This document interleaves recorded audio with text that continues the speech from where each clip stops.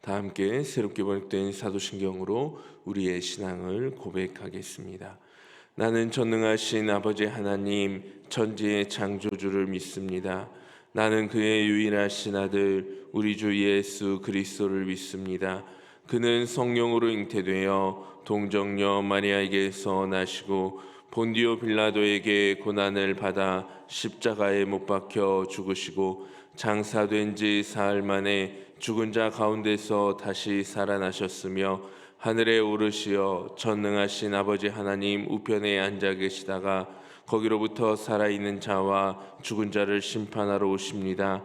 나는 성령을 믿으며 거룩한 공교회와 성도의 교제와 죄를 용서받는 것과 몸의 부활과 영생을 믿습니다. 아멘.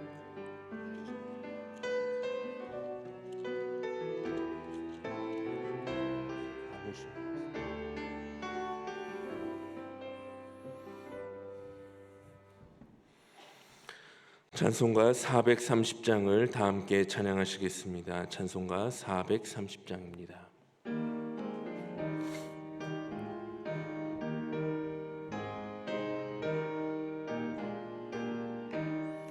주와 같이 길 가는 것 즐거운 일 아닌가. 우리 주님 걸어가신 발자취를 밟겠네. 한 걸음 한 걸음 주 예수와 함께 날마다 날마다 우리 걸어가리.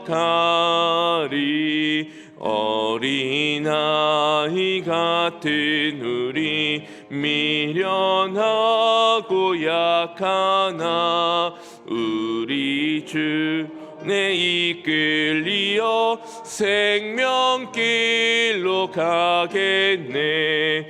한 걸음 한 걸음 주 예수와 함께 날마다 날마다 우리 걸어가리. 꽃이 피는 들판이나 험한 골짜기라도 주가 인도하는 대로 주와 같이 가. 한 걸음 한 걸음 주 예수와 함께 날마다 날마다 우리 걸어가리. 옛 선지자의 녹같이 우리들도 천국에 들려 올라갈 때까지 주와 같이 걷겠네. 한 걸음 한 걸음 주 예수와 함께 날마다 날마다 우리 걸어가리.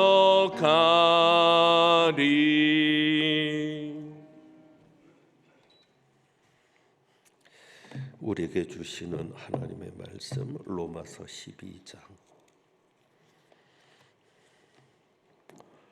로마서 12장 14절에서부터 21절까지 말씀.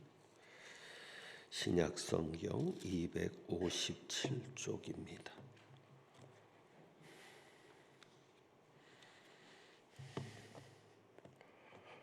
로마서 12장 14절부터 21절까지 말씀. 교독합니다. 너희를 박해하는 자를 축복하라. 축복하고 저주하지 말라.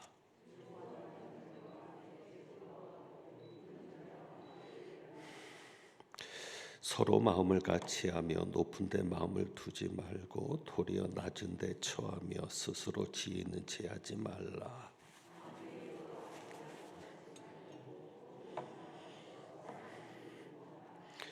할 수 있거든 너희로서는 모든 사람과 더불어 화목하라.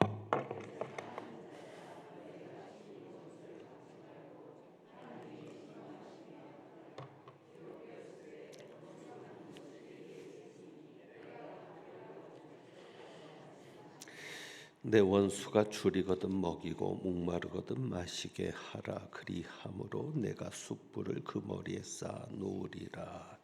악에게 지지 말고 선으로 악을 이기라. 아멘. 기도합니다. 하나님 아버지, 이 수요일에도 하나님을 기억하며 은혜를 사모하며 하나님밖에는 없습니다. 또 하나님 아니면 안 됩니다라는 절대적인 믿음으로 예배의 자리, 말씀의 자리로 나온 이들에게 하나님 귀한 복과 은혜로 채워주시고 충만케 하셔서 갚아 주옵소서. 오늘도 주님 앞에 귀한 예물을 봉헌한 손길들이 있습니다. 장계성 권사님, 김재옥 권사님 감사의 물로, 또 화평 2구역은 구역 헌금으로, 또 전진현, 전준현 1,000번째 예물로 하나님께 기쁨이 되오니 하나님께서 기억하시고 갚아주시며 복을 내리시며 그 삶과 가정에 큰 은혜가 있게 하시고 구역에도 평안함이 더하게 하여 주옵소서. 이제 말씀 듣습니다. 온전히 성령께서 깨닫게 하시고 말씀대로 사라지고 말씀대로 되어지고 말씀대로 경험되는 복 있는 삶이 되게 하옵소서. 우리 주님 예수 그리스도의 이름으로 기도하옵나이다. 아멘. 우리가 이런 질문을 던져놓고 오늘 말씀을 다시 한번 들여다보려 합니다. 이런 질문입니다. 여러분, 사도 바울은 원수를 사랑하라 라는 말을 했겠습니까? 안 했겠습니까? 라는 질문입니다. 사도 바울은 원수를 사랑하라는 말을 했을까? 자, 오늘 본문 19절부터 보면 이렇게 말하고 있지요. 내 사랑하는 자들아, 너희가 친히 원수를 갚지 말고 하나님의 진노하심에 맡기라. 기록되었으되 원수 갚는 것이 내게 있으니 내가 갚으리라고 주께서 말씀하시니라. 내 원수가 줄이거든 먹이고 목마르거든 마시게 하라. 그리함으로 내가 숯불을 그 머리에 쌓아 놓으리라. 악에게 치지 말고 선으로 악을 이기라. 자, 이 말씀 속에 원수를 사랑하라는 명령이 있는가라는 질문입니다. 사도 바울의 말씀 속에서 이 질문을 생각해 보는 이유는 이전에 주일에 여러분 했던 설교를 기억하실지 모르겠습니다. 원수를 사랑하라는 예수님의 말씀에 근거해서 설교한 일이 있습니다. 그때는 물론 초점이 달랐습니다. 그런데 그 말씀과 비교해서 보면 사도 바울이 원수를 사랑하라는 말을 했는가? 사도 바울의 다른 서신들을 보면 원수에 대해서 선한 행위, 그래서 선으로 악을 이기는 선한 행위를 언급은 했어도 직접적으로 원수를 사랑하라는 말은 없습니다. 그러니까 사도 바울은 원수를 사랑해라 라는 말을 한 적이 없습니다. 구약도 그런데 구약의 레위기 19장 18절에 보면 내 원수를 갚지 말며, 그러니까 구약에도 원수를 사랑하라는 말은 없어요. 원수를 갚지 말아라.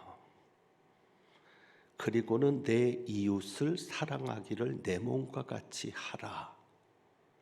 그러니까 원수를 사랑하라는 말은 없고 레위기에 보면 원수를 갚지 말아라. 사도 바울이 말하는 것처럼 원수를 갚지 말고 또 이웃사랑하기를 내 몸과 같이 하라. 그러니까 이웃을 사랑해라. 내 몸과 같이 이웃을 사랑하라는 말씀은 있는데 원수를 사랑하라는 말씀은 구약에도 없습니다. 다시 말하면 원수와 이웃을 구분하고 있는 겁니다.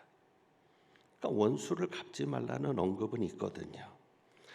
자, 그런데 우리에게 어려움이 되는 것은 누구 때문에요? 예수님의 말씀 때문이죠. 예수님은 직접 너희 원수를 사랑해라. 마태복음 5장 44절입니다. 그리고 누가복음 6장 27절도 역시 같은 산상수훈의 말씀이 언급되는 가운데 내 원수를 너희 원수를 사랑하며, 그러니까 예수님은 직접 원수를 사랑하라는 말씀을 하셨습니다. 이것이 고민이 되는 것이죠. 그리고 무엇보다도 원수를 사랑하라고 말씀하시는데 조건이 붙어 있지 않습니다. 조건이 붙어 있지 않으니까 우리는 이제 두 가지 고민에 빠지는 거예요. 예수님의 말씀 속에서 하나는 감정적인 문제, 이것은 제가 주일날도 언급했던 부분입니다. 감정적인 문제로 접근하게 되니까 힘들어져요. 왜? 원수를 사랑하는 감정은 힘들거든요. 원수를 갚지 않을 수 있습니다. 사도 바울은 더 기쁘게 얘기하죠. 하나님의 진노하심에 맡겨라. 레위기는 그냥 원수를 갚지 말라 그랬는데 사도 바울은 하나님의 진노하심에 맡겨라. 그거는 좀 할만한데 원수를 사랑하라고 예수님 말씀할 때 그 원수 사랑을 우리가 자식을 사랑하고 친구를 사랑하고 또 성도를 사랑하고 이웃을 사랑하는 것과 같은 그런 사랑의 감정으로 원수를 대해야 된다고 생각하니까 어렵고, 또 한 가지 어려움이 뭐예요? 예수님이 조건을 얘기하지 않으시거든요. 그냥 원수를 사랑해라. 그러니까 어려운 겁니다. 도대체 어느 정도까지 사랑해야, 도대체 어느 수준까지 가야 정말 원수를 사랑하는 것인가? 그러니까 원수를 무조건 사랑하는 것이 어렵거든요. 원수가 와서 잘못했다고 얘기하면 받아들여 줄 수 있습니다. 잘못했다고 하는데. 그리고 관계를 회복하고 사랑할 수 있습니다. 그런데 잘못했다는 말도 안 하는데, 와서 용서해달라는 말도 안 하는데 예수님 원수를 사랑해라 하시니 무조건 사랑하는 것이 쉽지 않습니다. 그러니까 이런 어려움 속에서 사도 바울의 말은 한편으로는 위로가 되는 것이죠. 왜? 그래, 예수님은 하나님이시니까 원수를 사랑할 수 있지. 그분이 어떤 수준으로 생각하시든 그 이상으로 사랑하실 수 있겠지. 그러나 우리는 약한 인간인데 정말 원수를 사랑할 수 있을까? 그러니까 사도 바울이 위로가 되는 것은 사도 바울도 연약한 인간이거든요. 그래서 그런 생각을 해보는 겁니다. 사도 바울도 우리와 같은 약한 존재니까 무조건 사랑하라는 말은 하지 않은 것 아닌가. 그러니까 예수님처럼 직접적으로 대놓고 원수를 사랑하라고 말씀하지 않은 것은 아닌가. 왜? 바울도 그 부분에 있어서는 자신이 있다 없다? 없다. 사도 바울도 예수님처럼 원수를 사랑하라고 말할 자신은 없다. 왜? 자신도 연약하고 부족한 인간이니까. 그러니까 그냥 이 정도 수준에서 말씀하신 것 아닌가. 그래서 뭐라고 얘기해요? 다시 우리가 보면 너희가 친히 원수를 갚지 말고, 이것을 레위기 19장 18절에서도 그렇게 얘기하거든요. 원수를 갚지 말아라. 그런데 거기에 사도 바울은 한 가지를 더 추가시키죠. 하나님의 진노하심에 맡기라. 그러면서 기록되었으되 하면서 신명기 32장 35절 말씀을 인용하고 있는 겁니다. 원수 갚는 것이 내게 있으니 내가 갚으리라고 주께서 말씀하시니라. 그러니까 하나님께서 어떻게 해주시겠다? 원수를 갚아주시겠다. 그러니까 사도 바울의 말이 또 위로가 되는 것은 뭐냐면 하나님께서 원수를 갚아주시는 것을 말씀하시면서 원수를 갚는 것을 인정하는 것이죠. 그러니까 원수를 갚지 말아라가 아니에요. 원수를 갚되 누구한테 맡겨라? 하나님한테 맡겨라. 그러니까 그 말씀이 어찌 보면 우리에게는 위로가 되는 거죠. 여러분은 원수가 없으신가 봐요. 너무 태평한 얼굴로 앉아 계시는데 나하고는 전혀 상관없는, 원수가 없이 사는 거 너무 좋죠. 그렇게 살면 너무 좋죠. 근데 마귀가 하나님께서 우리의 믿음을 훈련시키기 위해서 허락하시는지, 또 초대교회는 워낙 그리스도인들에 대한 핍박이 많은 상황이었으니까 그랬을 수 있고, 어쨌거나 하나님의 허락이든 그런 상황이든 마귀가 원수를 붙여줍니다. 그래서 가장 가까운 사람이 원수가 되죠. 그러니까 더 힘든 거예요. 10년에 한 번 볼 사람, 평생에 한두 번 볼 사람이 원수면 좋은데 너무도 자주 볼 사람이 원수. 이런 말씀 죄송합니다. 여러분 집안에 원수 하나씩은 키우시잖아요. 남편이 원수고 자식이 원수고, 어쨌거나 그러니까 사도 바울의 말이 위로가 되는 것은 그냥 원수를 사랑하라는 접근이 아니라 원수를 갚지 말아라. 안 갚겠습니다. 왜? 누가 갚아주신다고 하니까, 하나님이 갚으신다고 하니까. 그러니까 또 힘이 되는 것은 뭐예요? 그래, 하나님이 내 원수에 대해서 그냥 내버려 두시는 분은 아니구나. 하나님이 내가 당한 억울함, 내가 당한 고통, 그 사람으로 인해서 내가 보낸 지옥 같은 생활을 하나님이 무시하진 않으시는구나. 인정하시는구나. 아시는구나. 그러니까 사도 바울의 말이 위로가 되는 것이죠. 위로가 되니까 어떻게 돼요? 선한 행동이 가능해지는 것이죠. 왜? 원수 갚는 것은 누구에게 맡기고? 하나님께 맡기고 나는 그 원수에 대해서 할 수 있겠다. 그래서 20절에 이 정도 할 수 있겠다 생각이 되죠. 원수가 줄이거든 먹이고 목마르거든 마시게 하라. 그래, 이 정도 할 수 있겠다. 그러니까 두 가지죠. 지난번 주일날에도 말씀드렸던 감정의 문제만 아니라면, 원수를 사랑하라는 게 자식 사랑하듯 친구 사랑하듯 이웃을 사랑하고 옆에서 나랑 가까운 교인을 사랑하는 듯 그런 감정의 문제로 사랑하라는 게 아니고 행위의 문제라면 이렇게 해줄 수 있다.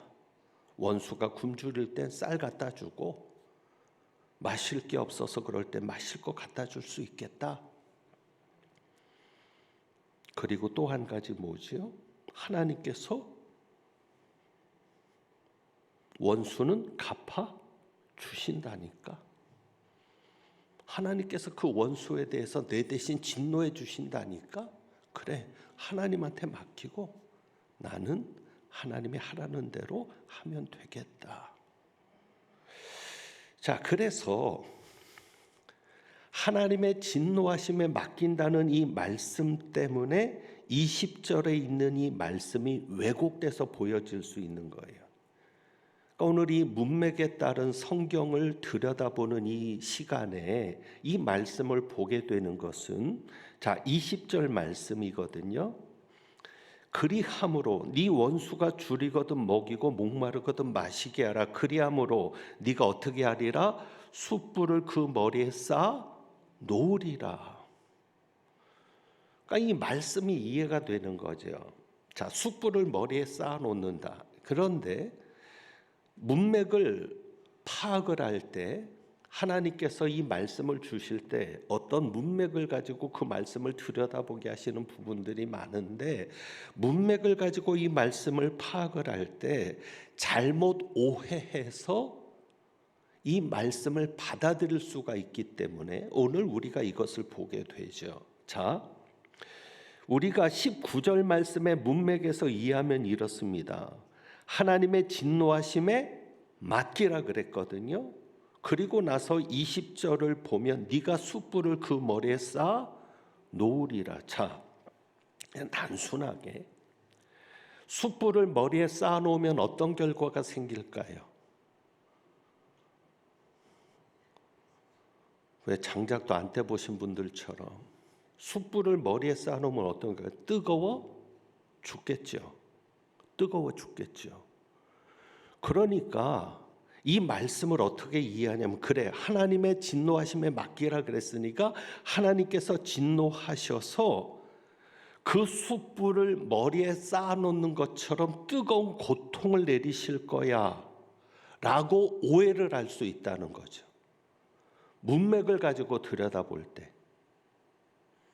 그러니까 하나님께서 그들을 심판하신다. 심판하셔서 어떻게?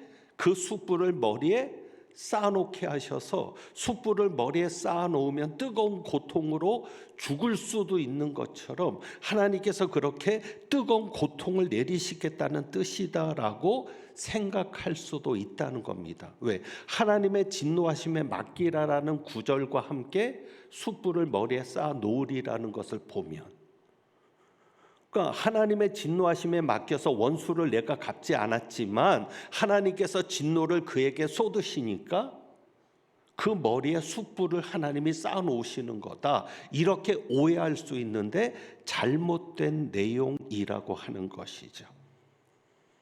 그러니까 문맥을 거기에서 잡으면 안 되고 어디에서 잡으면 돼요? 20절의 말씀에서 잡아야 되는 거죠. 내 원수가 줄이거든 먹이고 목마르거든 마시게 하라. 그리함으로 내가 숯불을 그 머리에 쌓아 놓으리라.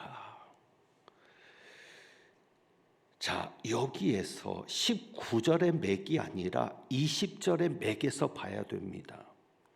그러니까 원수에게 선을 베푸는 거예요. 그래서 뭐라고 말씀하세요? 악에게 지지 말고 어떻게 선으로 악을 이기라라는 이 관점에서 보시면, 자, 숯불을 머리에 쌓아 놓으리라 그랬을 때 하나님이 숯불을 그 머리에 쌓아 놓으리라, 네가 숯불을 그 머리에 쌓아 놓으리라. 네가, 하나님이 심판하시는 게 아니에요. 숯불을 그 머리에 쌓아 놓는 게 하나님이 아니라고요. 누가? 내가. 어떻게 할 때? 선으로 악을 이길 때. 원수를 갚아야 되지만, 그러나 원수 갚는 것이 하나님에게 있으니까 하나님께서 갚으시겠다고 하니까 하나님한테 맡기고, 하나님은 뭐라고 말씀하세요? 원수가 줄이거든 먹여라. 그리고 목마르거든 마시게 하라. 그렇게 하나님이 말씀하셨으니까, 또 선으로 악을 이기라 하셨으니까, 나는 그들에게 선을 베풀면, 원수에게 선을 베풀면 어떤 결과가 생기는 거다? 원수의 머리에 숯불을 쌓는 것과 같은 결과가 생기는 것이다. 그래서 이 숯불을 머리에 쌓는 것을 하나님이 심판하시는 걸로 생각하지 말고 그냥 우리가 선을 행하는 것으로 이해하셔야 합니다. 그게 전체 흐름이에요. 왜? 여러분 12장 14절 보세요. 14절 계속 그 얘기를 하고 있는 거거든요. 사도 바울이 지금 우리에게 계속 주는 메시지는 선을 행하라는 겁니다. 누구에게까지? 원수들에게까지. 그래서 보세요. 너희를 박해하는 자를 축복하라. 축복하고 저주하지 말라. 해야죠. 원수를 저주하지 말고 축복해야죠. 그리고 17절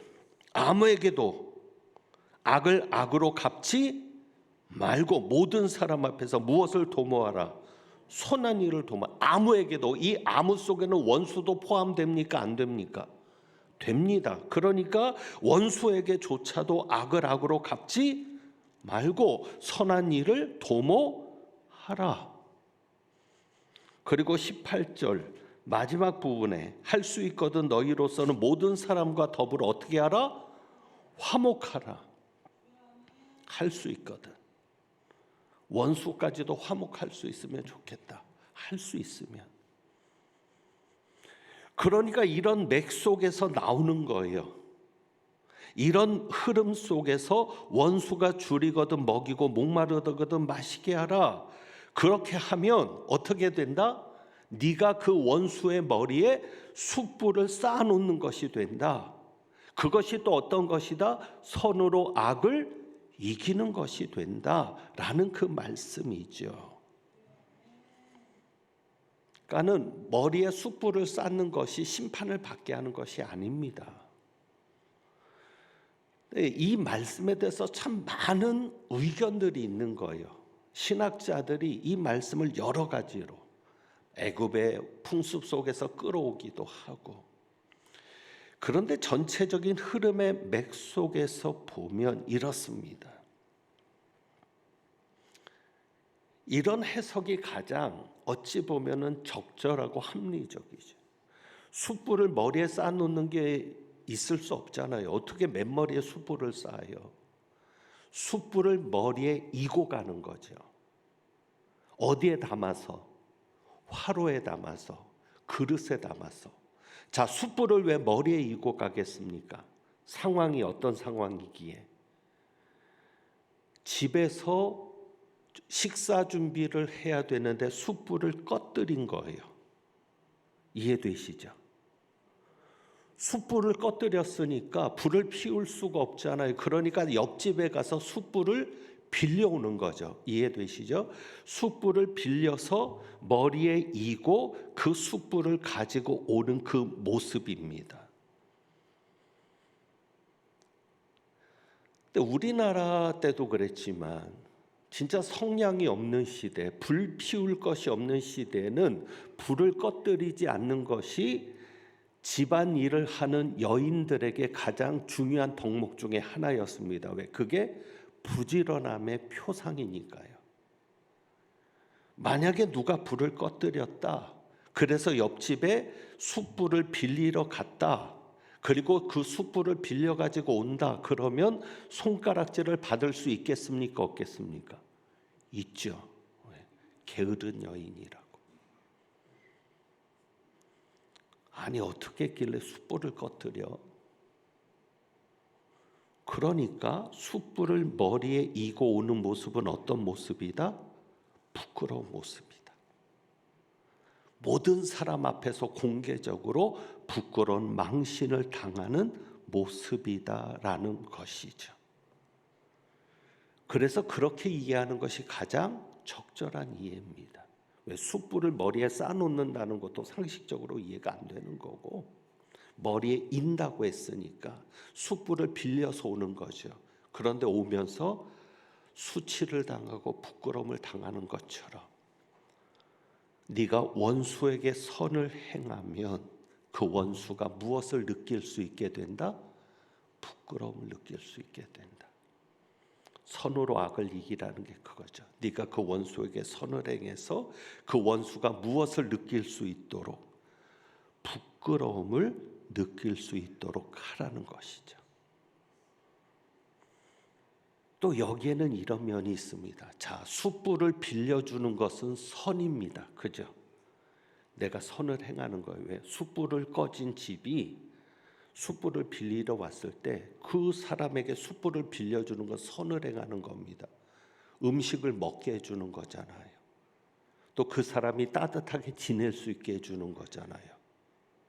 그러니까 이런 선을 행하는 것을 통해서, 그러니까 내가 숯불을 빌려주는 것은 선인데 막상 숯불을 빌려가는 사람 입장에서 부끄러움을 당하는 일이죠.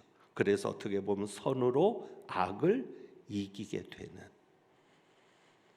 이러한 접근이 가장 성경적이고도 상황적인 접근이 됩니다. 자, 그래서 잠언 말씀 한번 보시죠. 잠언 25장 21절.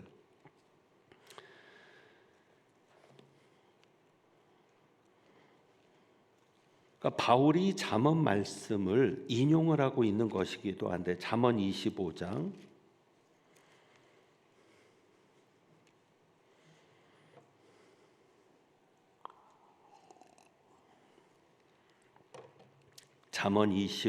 21절 22절.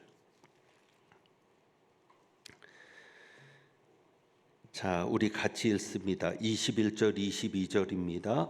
내 원수가 배고파하거든 음식을 먹이고 목말라하거든 물을 마시게 하라.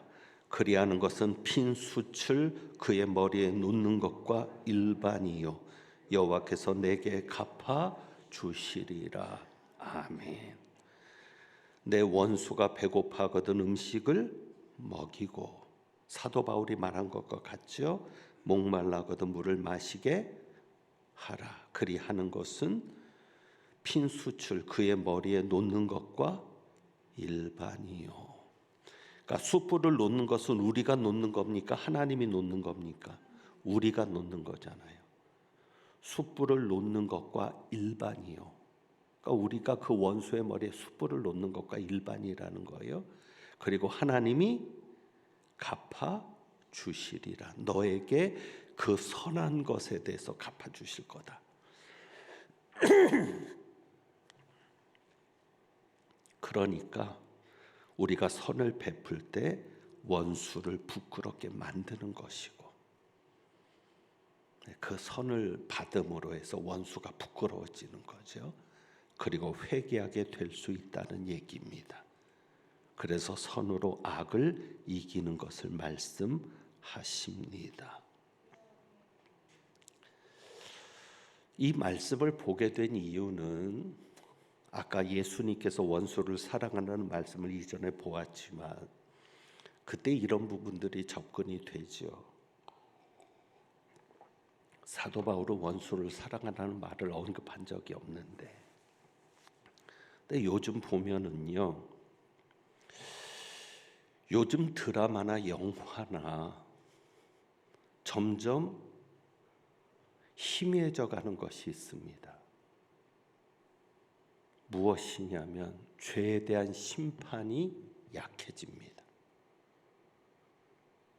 그러니까 우리가 기대하는 것은, 그러니까 여러분처럼 정의롭게 살려고 하고 법 없이 살려고 노력하는 분들이 기대하는 것은 법을 잘 지키고 살면 이익이 돼야 되잖아요. 그리고 죄를 지은 것에 대해서는 당연히 죄에 상당하는 벌을 받아야 되잖아요. 근데 요즘 드라마나 영화는 그게 아닌 거예요. 한탕에서 평생을 먹고 살아도 되는 그런 결말로 가는 거예요. 화가 나는 거죠. 정말 이렇게 사는 게 의미가 있나?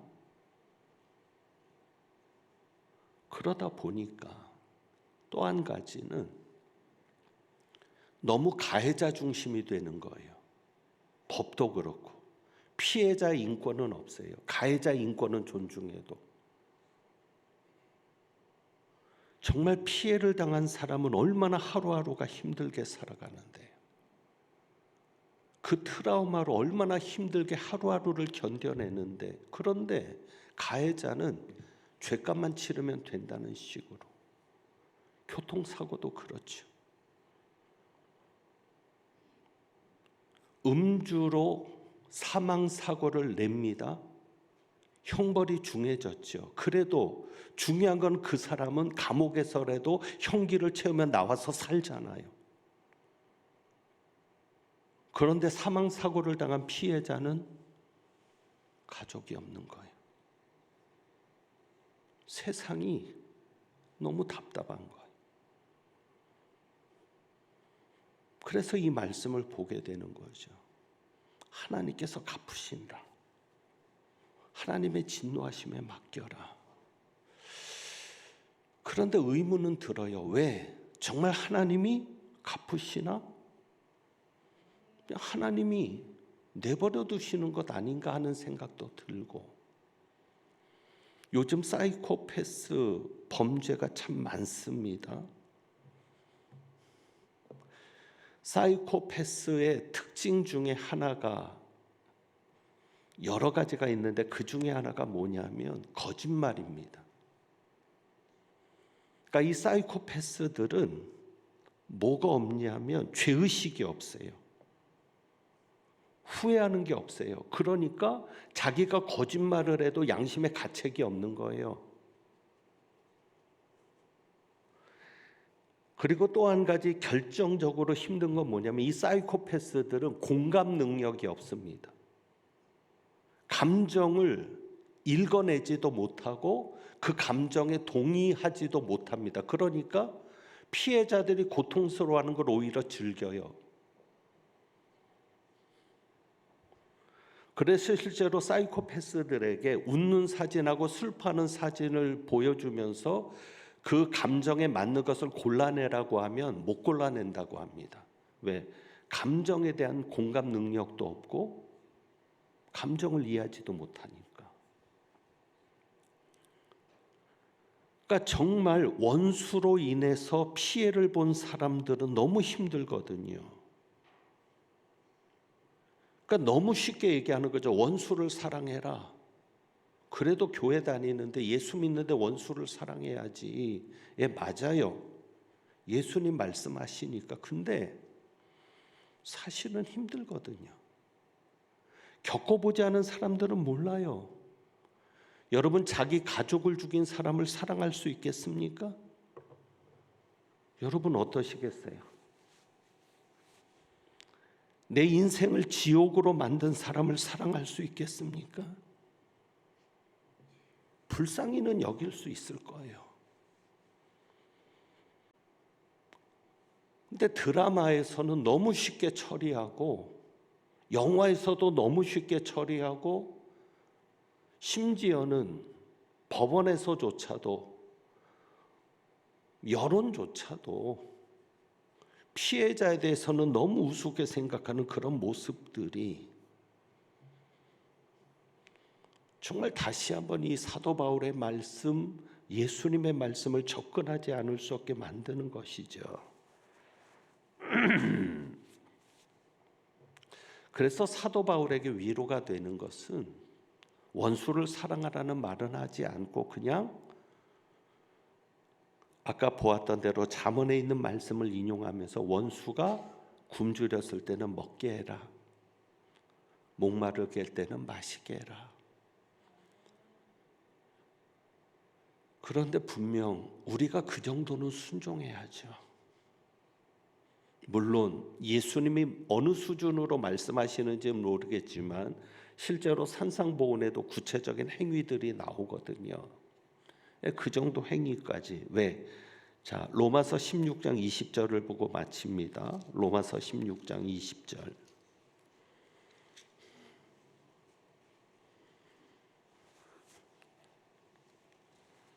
14장 10절부터 먼저 보죠. 14장 10절.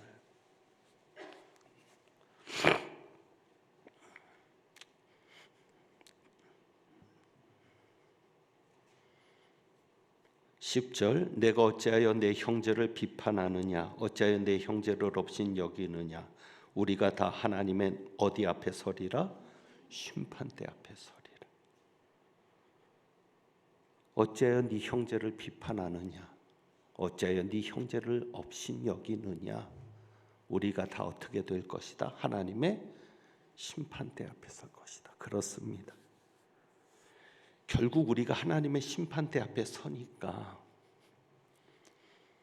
그래서 각 사람의 모든 혀가 하나님께 자백한다고 하니까, 자기를 하나님께 직고한다고 하니까 하나님 앞에 자랑할 수 있도록, 하나님 내가 말씀대로 살았습니다라고 할 수 있도록 순종해야죠. 원수에게 잘해야죠. 축복하고 저주하지 말고 할 수 있으면 화목하고, 진노하시면 누구에게 맡기고?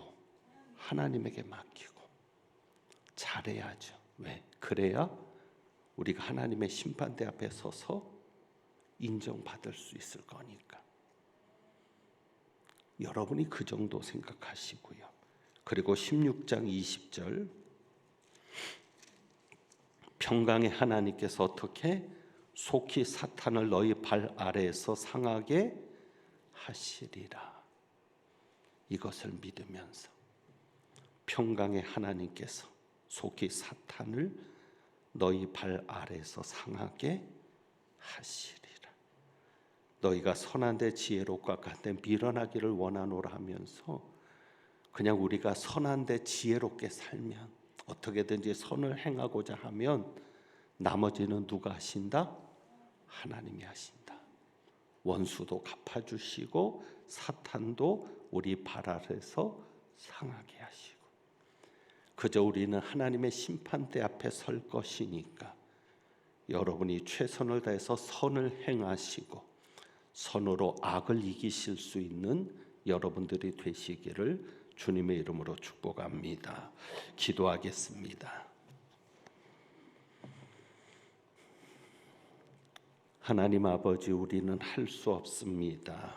그래서 하나님의 은혜가 필요하고 성령님의 도우심이 필요합니다. 하나님 도와주셔서 정말 하나님이 원하시는 삶, 선으로 악을 이기는 삶, 선한데 지혜롭고 악을 행하는 데 미련한 그런 삶이 되고 모든 것을 하나님께 맡길 수 있는 저희들 되게 하옵소서. 하나님께서 하실 줄 믿습니다. 우리 주님 예수 그리스도의 이름으로 기도하옵나이다. 아멘. 찬송가 452장, 교회 소식은 주보를 참고하시고요. 452장 찬송하겠습니다.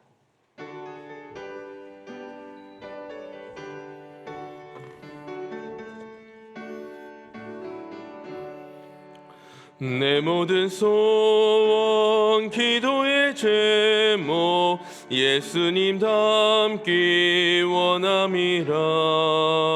예수님 형상 나 있기 위해 세상에 모아 아끼잖네. 예수님 닮기 내가 원하네. 날 구원하신 예수님을 내 마음속에 지금 고도사 주님의 형상 인치소서. 무한한 사랑 풍성한 긍휼 슬픈 자 위로하시는 주. 길 잃은 죄인 부르는 예수 그 영상 담게 하옵소서. 예수님 닮기 내가 원하네. 날 구원하신 예수님을 내 마음속에 지금 고도사 주님의 형상 인치소서. 겸손한 예수 거룩한 주님 원수의 멸시 참으시사 우리를 위해 고난을 받은 구주를 닮게 하옵소서. 예수님 닮기 내가 원하네. 날 구원하신 예수님을 내 마음속에 지금 고도사 주님의 형상 인치소서. 아멘. 이 시간 우리에게 주신 말씀을 기억하며 함께 기도의 자리로 나아가도록 하겠습니다. 사랑과 은혜가 풍성하신 아버지 하나님, 하나님의 은혜와 사랑으로 우리들의 삶을 지켜주시고 오늘도 주님의 귀한 말씀으로 우리의 삶을 깨워주시니 감사합니다. 하나님, 우리가 정말 우리의 삶에 미워하고 원수진 자들을 향하여 우리가 어떠한 자세로 나아가야 하는지, 하나님께서 우리에게 어떠한 명령을 내리시는지를 다시 한번 분명하게 깨닫게 하여 주시고, 아버지 하나님, 우리의 마음으로, 우리의 의지로, 우리의 노력으로 되지 않는 우리들의 모든 연약한 마음들을 주님께서 붙잡아 주셔서 하나님이 기뻐하시는 자리로, 하나님이 원하시는 자리로, 하나님이 원하시는 방향으로 우리의 몸과 마음과 뜻과 생각이 나아갈 수 있도록 도와주시고 함께하여 주시옵소서. 아버지 하나님, 우리가 할 수 있는 한, 아버지 하나님, 정말 주님께서 우리에게 주신 그 모든 영혼들을 향하여 하나님의 마음을 가지고 그들을 섬기며 나아가게 하여 주시고, 아버지, 모든 것을 하나님의 뜻대로 맡기고 하나님의 손에 온전히 내려놓을 수 있는 겸손한 마음도 우리에게 허락하여 주셔서 하나님이 기뻐하시는 자리에, 하나님이 원하시는 자리에 우리 모두가 설 수 있도록 도와주시고 함께하여 주시옵소서. 그리하여 우리의 모든 삶이 주님께 영광 되기를 소망합니다. 우리의 말과 행동, 행실 하나하나가 오직 주님께 기쁨이 되기를 소망합니다. 우리를 사용하여 주시고 우리를 통하여 영광 받아 주옵소서. 이 모든 말씀 우리 주님 예수 그리스도의 이름으로 기도합니다. 아멘. 주님께서 가르쳐 주신 기도로 수요 예배를 마칩니다. 하늘에 계신 우리 아버지여, 이름이 거룩히 여김을 받으시오며 나라의 마옵시며 뜻이 하늘에서 이룬 것 같이 땅에서도 이루어지이다. 오늘날 우리에게 일용할 양식을 주옵시고 우리가 우리에게 죄 지은 자를 사하여 준 것 같이 우리 죄를 사하여 주옵시고 우리를 시험에 들게 하지 마옵시고 다만 악에서 구하옵소서. 대개 나라와 권세와 영광이 아버지께 영원히 있사옵나이다. 아멘.